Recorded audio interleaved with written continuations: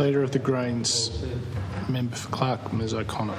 Thank you, Mr Deputy Speaker. Well, I rise tonight also to talk about partnerships, but not the healthy sort of ones that Ms Finlay, the member for Bass, was talking about. I want to talk about the unhealthy relationship between the gambling industry and the two major parties in this state.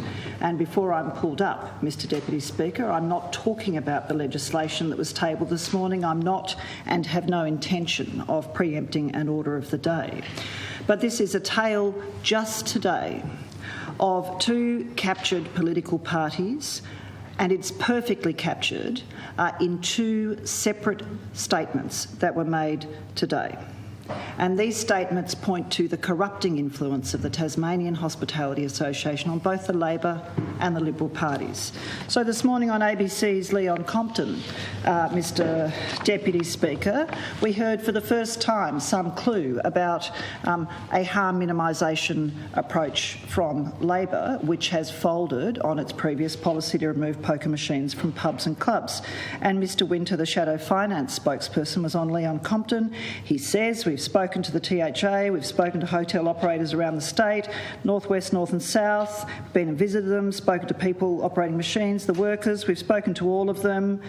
Nothing in there, I think, about people who are afflicted by gambling, but we've also spoken to Tascos, the Salvation Army, Anglicare, all of those groups, etc. And what we heard today on Leon Compton is that the two policies of harm minimisation that the party is looking at are card-based play for machines in Tasmania, and the other one, Mr Winter said on Leon Compton, the other one that we want to do is follow the South Australian model, which is about facial recognition technology. He said that obviously the Labor Party wouldn't be supporting $1 bet limits or slower spins, but there you have. Okay, so what we heard for the first time today was Labor is committed at some level to a facial recognition technology approach to harm minimisation and to pre-commitment cards. Lo and behold, Mr Deputy Speaker, we get a Dorothy Dixer to the Minister for Finance today, in which he talks about harm minimisation, and he says, I will be directing the Commission, the Tasmanian Gaming Commission, to provide a report including options, costs and benefits and implementation mechanisms for, first, facial recognition technology in hotels, clubs and casinos in support of the Tasmanian gambling exclusion scheme. And then secondly, he's very interested in a smart card-based client identification system for electronic gaming machines in hotels, pubs, clubs and casinos. Well, Mr Deputy Speaker, for those of us who are interested in integrity, that is the most vomitous and transparent example of the complete lack of difference between the Liberal and Labor parties on gambling.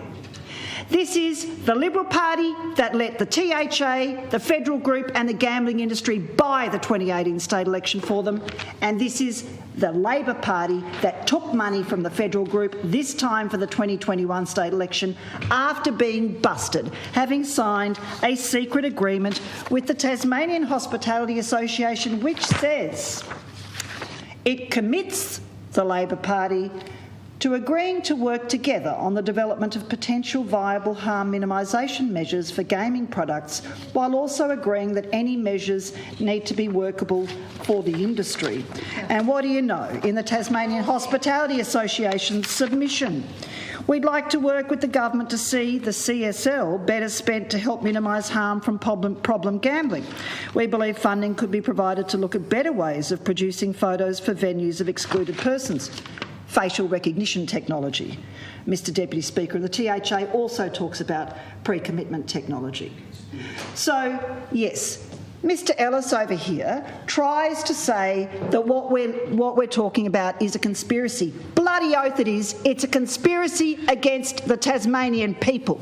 It is a conspiracy against democracy and decency and transparency. It is a conspiracy between the gambling industry and the major parties in this state, which has poisoned the soul of this island for 40 years. It's taken people's lives away from them. It's taken taken their livelihoods away from them. It's broken families. It's led to child abuse and neglect, mental illness, addiction. My oath, it's a conspiracy, and that conspiracy is written about perfectly in James Boyce's book.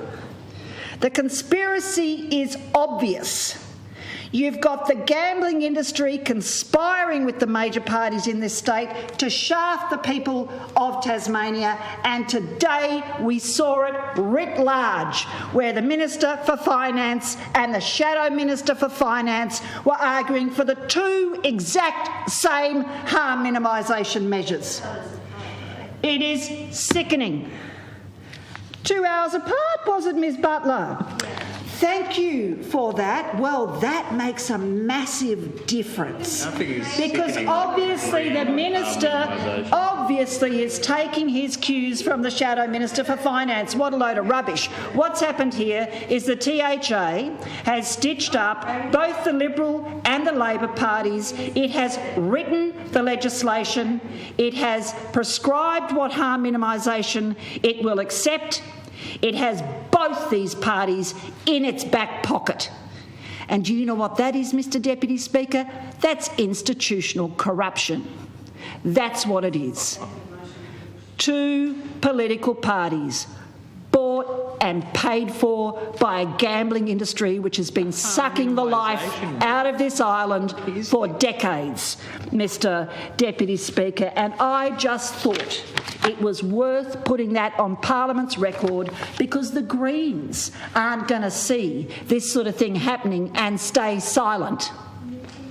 And when the bill comes on, we'll do the right thing, Mr Deputy Speaker, unlike our colleagues in the Labor Party who sold out the public interest, who sold out the interests of small business, who will be losing out of their back pockets for eternity as a result of this legislation, which is backed by these two corrupt major parties. Member's time has expired.